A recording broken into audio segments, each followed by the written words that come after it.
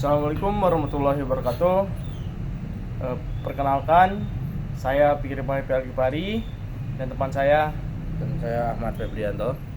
Di sini saya akan mempresentasikan ciri-ciri pertanian modern di 3 negara, yaitu negara maju, negara berkembang, dan negara tertinggal.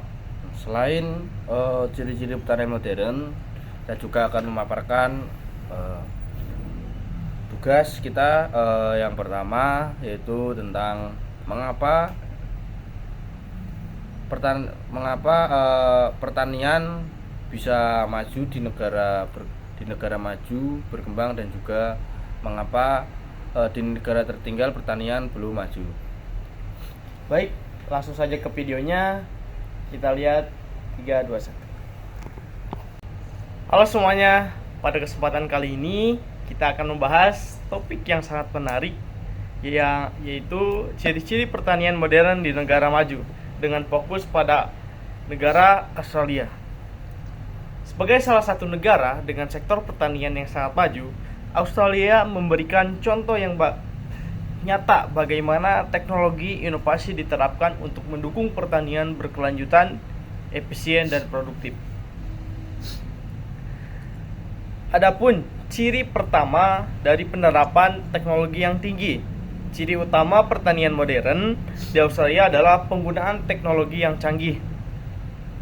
Para petani di sana sudah banyak menggunakan sistem pertanian presisi seperti GPS, drone, sensor tanah, dan citra satelit untuk mengatur pola tanam, irigasi, serta pemupukan. Teknologi ini memungkinkan petani untuk mengoptimalkan sumber daya, mengurangi pemborosan, dan memaksimalkan hasil panen. Selain itu, penggunaan traktor otomatis dan mesin panen pintar sudah menjadi hal umum yang banyak di lahan Australia. Kemudian ada ciri yang kedua, yaitu pada skala produksi yang besar dan mekanisasi. Pertanian di Australia umumnya dilakukan dalam skala besar dengan area pertanian yang luas. Sistem produksi yang sangat terintegrasi, hampir seluruh proses dan penanaman, pemupukan, irigasi, hingga panen dilakukan menggunakan alat dan mesin modern ini. Maka tentu negara Australia disebut negara maju. Hal ini tentu meningkatkan efisien tenaga kerja dan waktu, serta memungkinkan produksi dalam jumlah besar untuk kebutuhan lokal maupun ekspor. Kemudian selanjutnya, yang ketiga adalah sistem irigasi yang efisien. Australia memiliki iklim yang cenderung kering dibanding besar wilayahnya. Oleh karena itu, sistem irigasi yang efisien menjadi salah satu pilar penting dalam pertanian mereka. Banyak petani menggunakan irigasi tetes berbasis sensor dan kelembaban yang mampu menyesuaikan kebutuhan air dengan kondisi tanah dan tanaman. Dengan cara ini, penggunaan air dapat dikontrol secara tepat dan tidak boros. Yang keempat, fokus pada riset dan inovasi. Australia juga dikenal sangat kuat dalam riset dan inovasi pertanian. Pemerintah dan universitas-universitas di Australia bekerja sama dengan petani untuk mengembangkan teknologi baru, varietas tanaman yang unggul, serta solusi yang ramah lingkungan. Contohnya adalah pengembangan tanaman tahan kering, metode pertanian karbon rendah, kemudian penggunaan bioteknologi untuk meningkatkan ramah lingkungan. Selanjutnya, yang kelima adalah penerapan praktik pertanian berkelanjutan. Pertanian modern di Australia juga sangat memperhatikan aspek lingkungan yang berkelanjutan. Banyak petani menerapkan rotasi tanaman, sistem pertanian organik, serta pengelolaan limbah dan pestisida yang ramah lingkungan. Dengan demikian, pertanian tidak hanya produktif secara ekonomi, tetapi juga tidak merusak lingkungan dan mampu menjaga kesuburan tanah untuk jangka panjang. Selanjutnya, adanya dukungan infrastruktur dan kebijakan. Kemajuan pertanian di Australia ditunjang oleh infrastruktur yang memadai dan kebijakan pemerintah yang mendukung. transportasi, distribusi hasil pertanian, serta akses terhadap pasar domestik dan ekspor sudah ditata dengan sangat baik. Oleh pemerintah juga menyediakan subsidi untuk riset dan pelatihan bagi petani serta perlindungan harga komoditas. Jadi, itulah beberapa ciri penting dari pertanian modern Australia, mulai dari penggunaan teknologi tinggi, skala produksi besar, irigasi yang efisien, riset yang kuat, keberlanjutan, hingga dukungan kebijakan yang solid. Padahal, kita lihat sendiri, negara Australia adalah negara yang sangat kering. Tapi negara Australia bisa menjadi pengekspor sayuran maupun buahan nomor 1 di dunia. Semoga penjelasan ini bisa membawa wawasan kami bahwa pertanian modern bukan hanya soal hasil yang banyak, tetapi juga soal efisien, keberlanjutan, dan tanggung jawab terhadap lingkungan. Mungkin itu saja yang bisa saya sampaikan. Selanjutnya akan saya dijelaskan negara berkembang oleh teman saya. Mengapa pertanian Australia maju? Karena Australia dikenal sebagai pelopor dalam penggunaan teknologi pertanian modern, seperti pertanian presisi, drone dan otomasi, dan big data. Lembaga seperti CSIRO dan berbagai universitas secara aktif melakukan riset dan pengembangan untuk meningkatkan efisiensi, produksi, dan ketahanan pangan.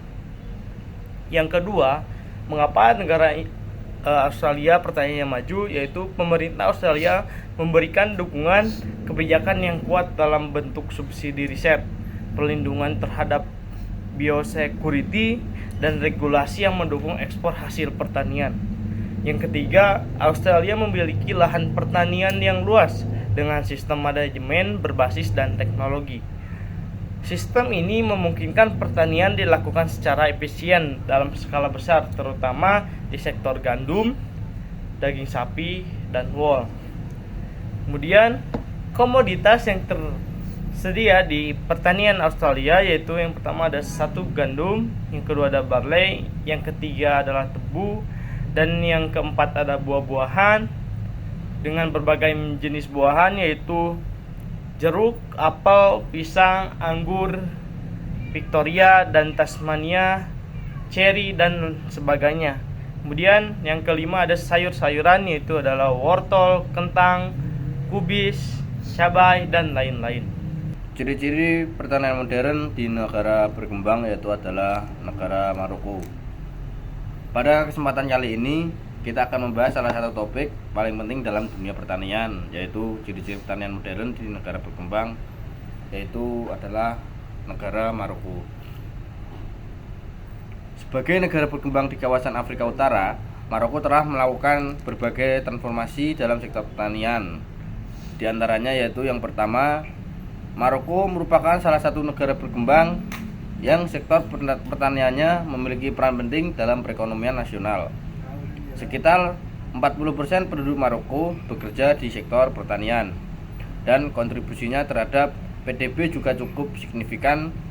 Seiring berkembangnya zaman dan tuntutan akan efisiensi serta keberlanjutan, Maroko mulai menerapkan berbagai teknologi yang praktis pertanian modern, di mana pertanian modern di Maroko tidak hanya sekedar penggunaan alat teknologi yang canggih, tetapi juga mencakup pendekatan manajemen yang lebih sistematis.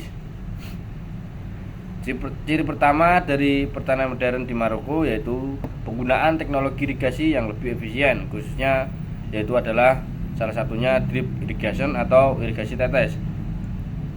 Irigasi jenis ini membantu menghemat air yang sangat penting di daerah kering seperti Maroko.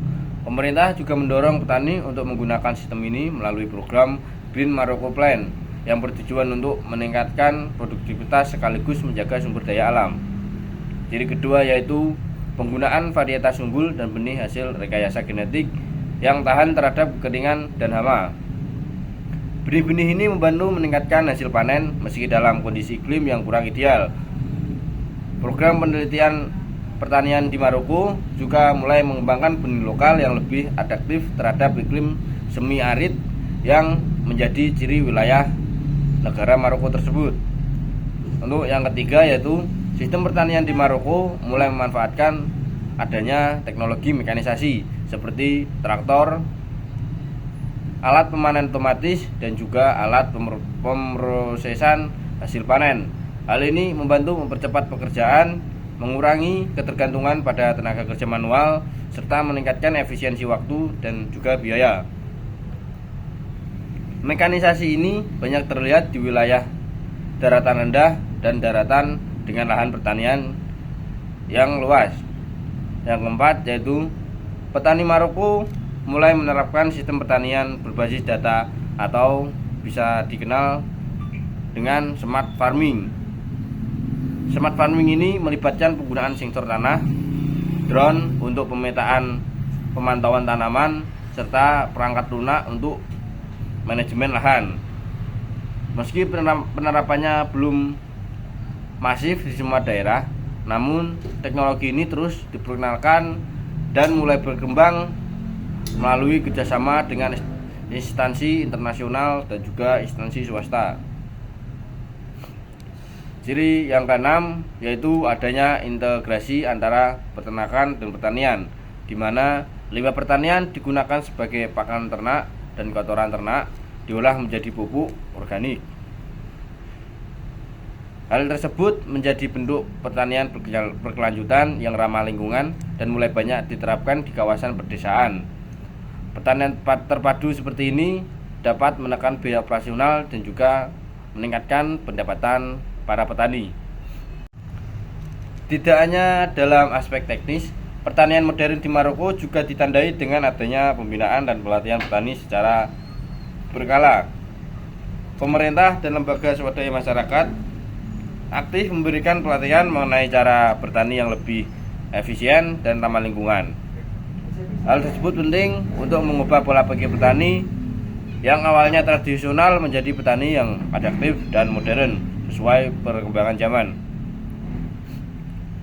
Namun, tentu saja pertanian modern di Maroko juga menghadapi berbagai tantangan dan juga rintangan, diantaranya yaitu adalah keterbatasan akses ke teknologi bagi petani kecil, minimnya modal, serta ketergantungan terhadap cuaca menjadi tantangan yang signifikan yang dialami oleh para petani. Oleh karena itu, dukungan atau kebijakan serta investasi berkelanjutan sangat dibutuhkan agar transformasi ini dapat berjalan merata di seluruh wilayah negara Maroko. Pertanian modern di Maroko menunjukkan kemajuan pesat ditandai dengan penggunaan teknologi irigasi, benih unggul, mekanisasi, dan integrasi sistem pertanian. Meski tantangan masih ada dan sering dijumpai, arah pertanian Maroko semakin mengarah pada keberlanjutan dan efisiensi yang sangat bagus. Semoga apa yang kita pelajari kali ini bisa memberi inspirasi dalam pengembangan sektor pertanian di negara kita sendiri. Alasan mengapa pertanian di Maroko masih berkembang, yaitu yang pertama alasannya karena iklim yang menguntungkan. Iklim Mediterania dengan musim hujan di musim dingin dan musim panas yang kering sangat mendukung budidaya tanaman seperti zaitun, gandum, dan buah-buahan.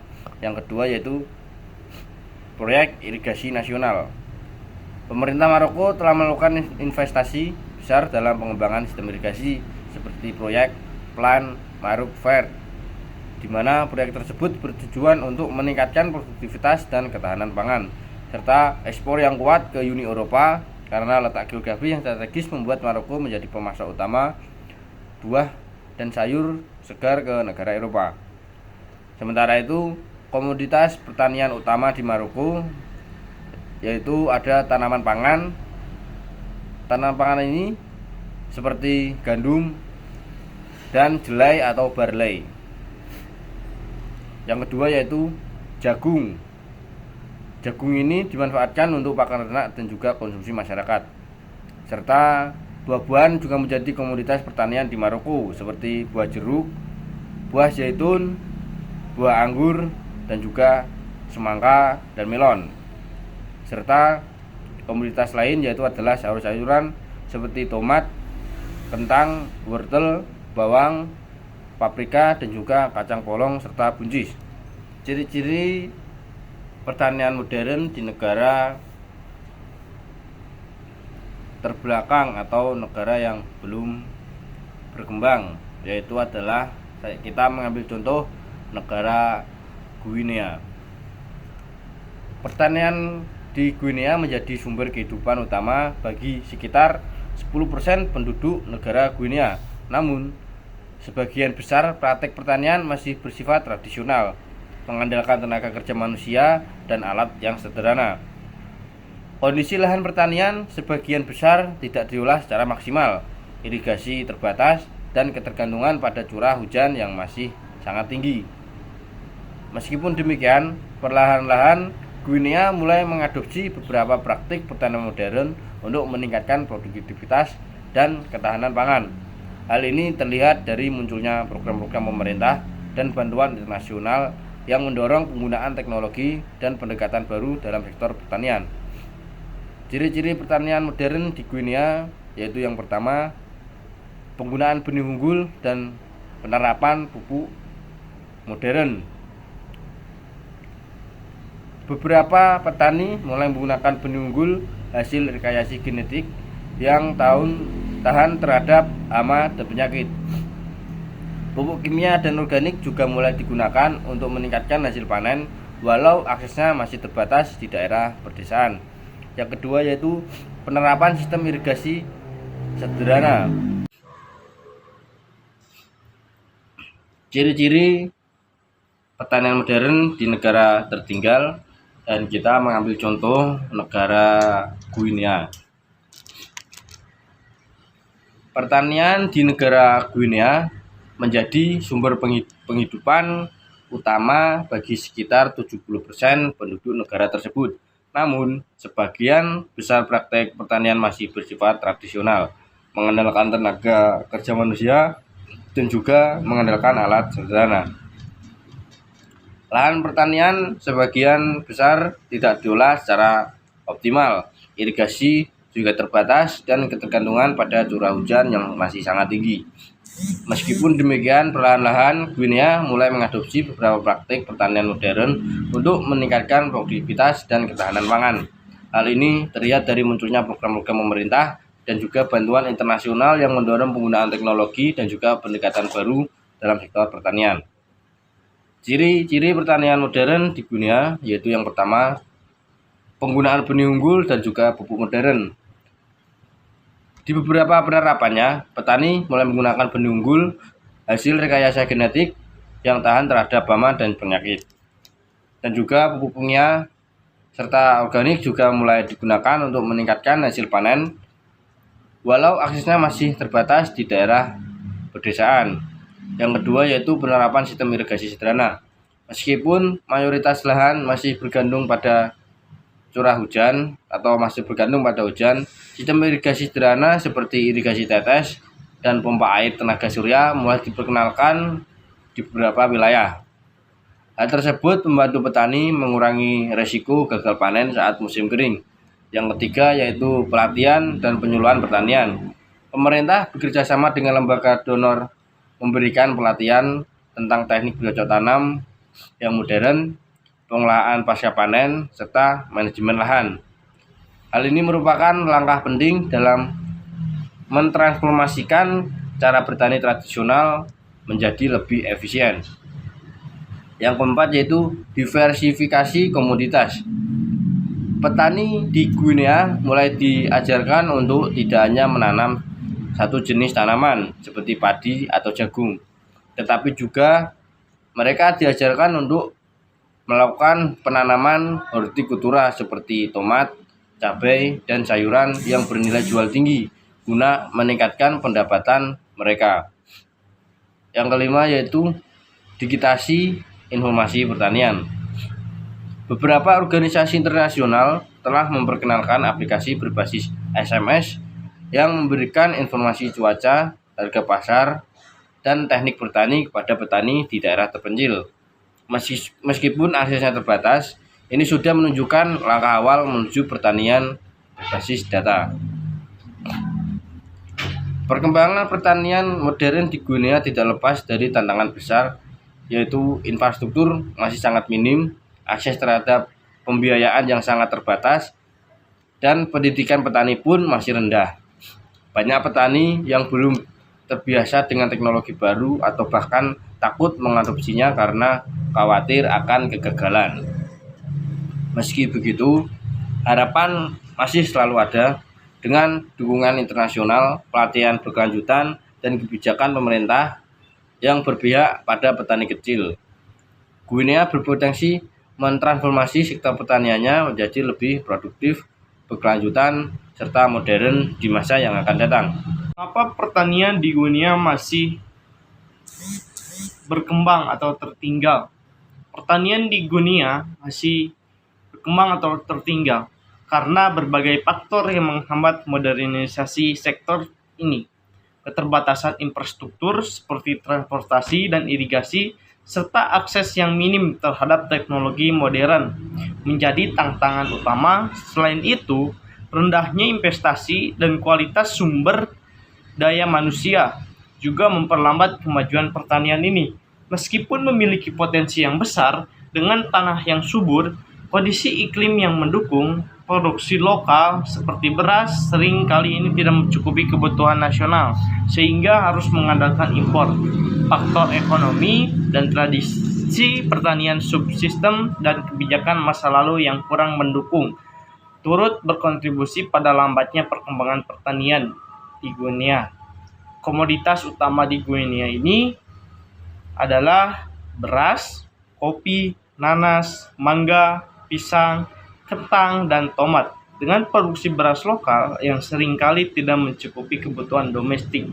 Di sisi mineral, Guinea dikenal sebagai penghasil bauksit terbesar kedua di dunia, serta memiliki cadangan besar biji, besi, emas, dan berlian.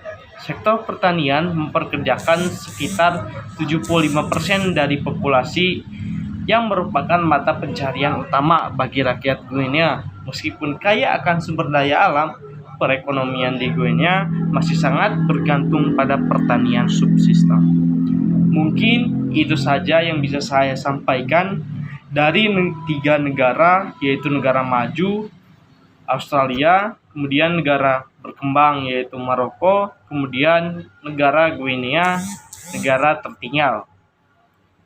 Mohon maaf bila ada salah kata, manusia tak luput dari salah. Wabil taufiq wal hidayah. Wassalamualaikum warahmatullahi wabarakatuh.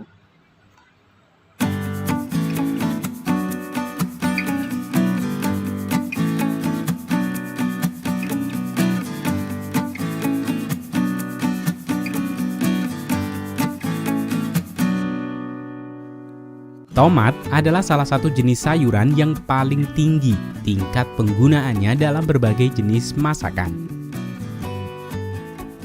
Itu kenapa berbagai negara berlomba untuk mengembangbiakan tomat untuk dapat berbuah sepanjang tahun, sehingga dapat memenuhi kebutuhan konsumen.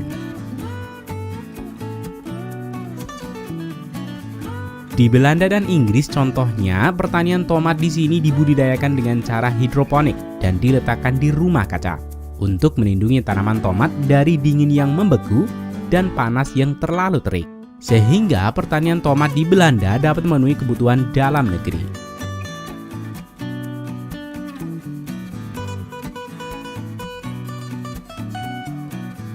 Ini adalah pertanian tomat di kota Kent yang menanam 225 juta tomat setiap tahun. Untuk setiap satu rumah kaca memiliki luas setara dengan 8 lapangan sepak bola.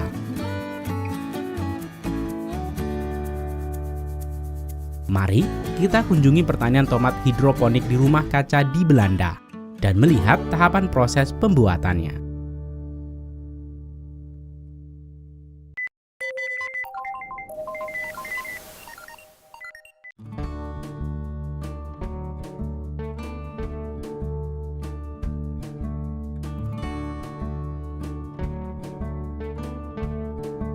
Tanaman tomat dapat tumbuh sangat baik di iklim yang terkendali dan tidak dapat mentoleransi panas atau dingin yang ekstrem.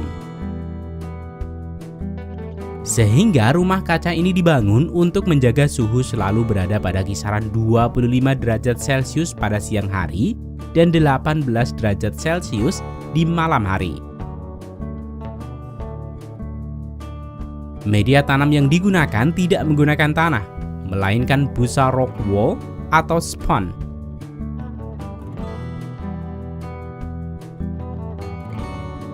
Walau begitu, metode ini memiliki produktivitas buah yang tinggi dan dapat memenuhi kebutuhan seluruh kota.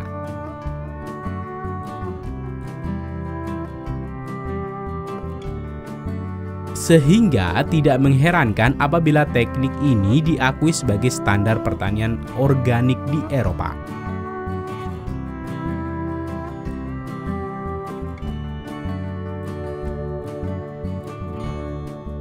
Proses ini bermula dari ketika tanaman-tanaman tomat ini telah melewati masa produksinya dan telah selesai dipanen dengan sempurna.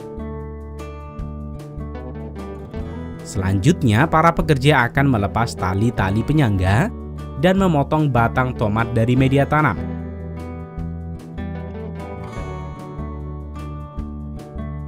Kemudian, pekerja akan menarik tanaman tomat ini untuk memasuki mesin penghancur, di mana tanaman tomat ini akan dipotong menjadi sangat lembut.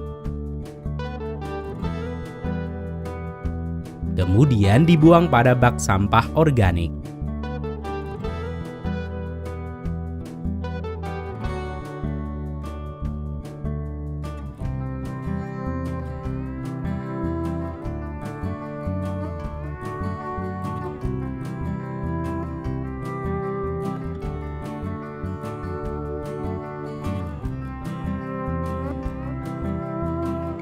Selanjutnya, para pekerja melepas peralatan penopang kehidupan tanaman tomat, mulai dari selang dripper hingga media tanam seperti busa rock wool. Para pekerja akan mengumpulkan dan menyingkirkannya keluar gedung untuk persiapan media tanam yang baru.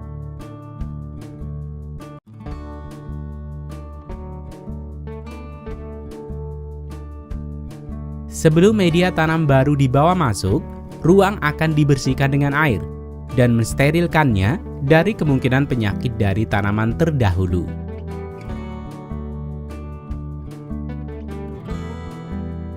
Kemudian pekerja mengambil stok media tanam dari gudang ke rumah kaca. Dan disambut beberapa pekerja yang bertugas untuk menata plat busa rock wool untuk diletakkan di atas bilah penopang. Tanaman tomat baru ini akan tumbuh di atasnya. Kemudian diikuti pemasangan selang-selang dripper ke dalam busa yang digunakan untuk memompa nutrisi ke dalamnya. Pada kondisi ini, rumah kaca siap untuk menerima bibit tanaman tomat yang baru. Perlu kamu tahu, pertanian tomat hidroponik seperti ini biasanya membeli bibit tomat dari pertanian lain dan tidak membudidayakannya sendiri. Bibit tomat yang baru datang ini biasanya berumur sekitar 4 minggu. Sekali proses penanaman seperti ini, petani memerlukan sekitar 250.000 bibit tomat. Setelah bibit ini berada di rumah kaca ini, pekerja akan segera mendistribusikannya dan menempatkan setiap bibit tomat ini pada tempatnya.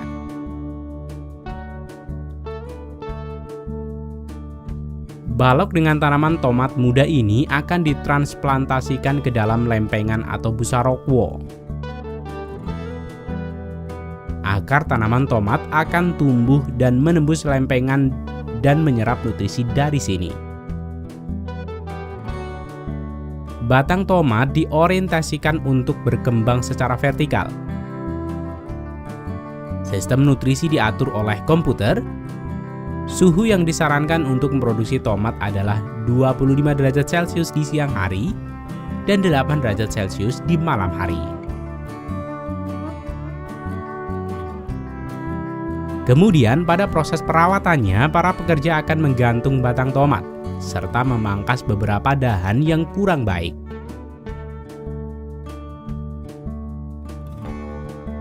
Sehingga tanaman akan berfokus memberikan nutrisi pada dahan premier yang akan menghasilkan bunga. Selanjutnya, setelah tanaman mulai berbunga, para pekerja akan memberi tanda dan menggantung dahan-dahan yang sudah mengeluarkan bunga.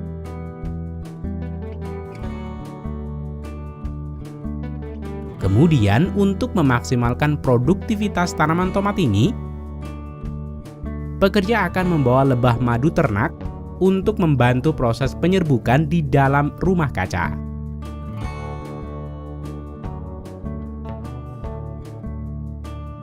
Setelah penyerbukan berhasil dan bunga-bunga telah menjadi bakal buah, selanjutnya pekerja menyingkirkan bunga yang paling terakhir mekar. Kemudian kegiatan diakhiri dengan dilakukan pemangkasan di beberapa batang daun sesuai dengan kriteria.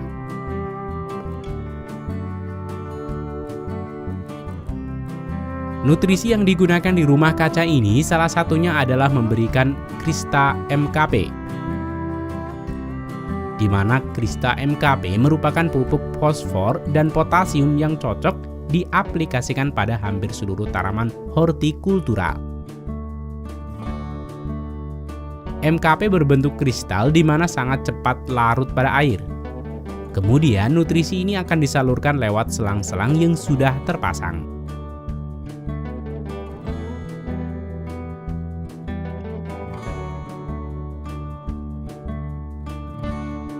Akhirnya sampai pada proses pemanenan.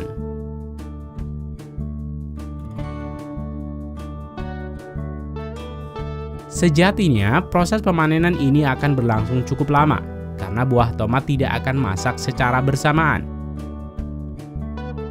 Sehingga pekerja akan memanen tomat yang benar-benar sudah masak atau semua buahnya sudah berwarna merah. Semua tomat harus dipanen dengan tangan karena mereka lembut dan mudah memar. Pemetik bergerak di sepanjang tanaman merambat dengan troli dan menempatkan tomat ke dalam peti. Perlu kamu tahu, pertanian ini dapat menghasilkan 2,5 juta tomat matang setiap minggunya. Setelah tomat dipetik, hasil panen ini akan dibawa oleh traktor mini tanpa pengemudi.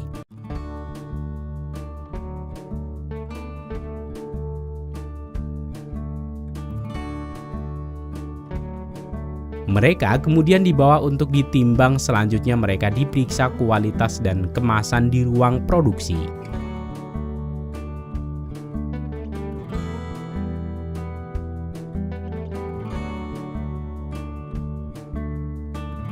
Pada ruang produksi atau pengemasan, beberapa pekerja bersiap pada posisinya.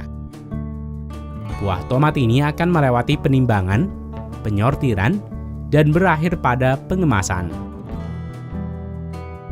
Dengan adanya proses penyortiran, sehingga buah tomat ini akan memiliki dua produk yang berbeda sesuai dengan grade-nya.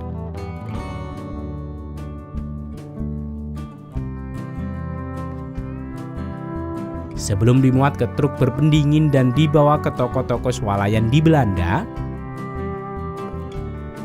proses tomat ini hanya membutuhkan 3 hari dari memetik tomat sebelum akhirnya siap untuk dibeli dan dinikmati customer.